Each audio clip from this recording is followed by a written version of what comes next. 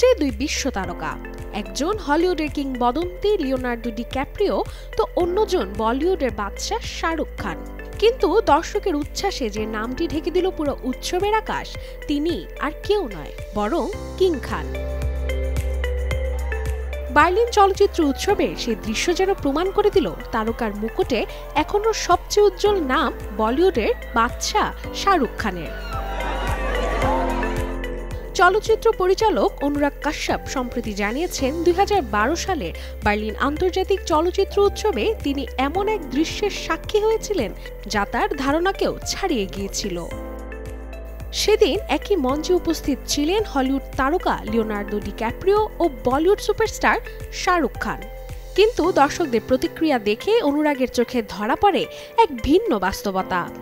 জানান, আমি নিজের চোখে দেখেছি, সকাল থেকে লাইন ছিল শুধু শাহরুখের জন্য।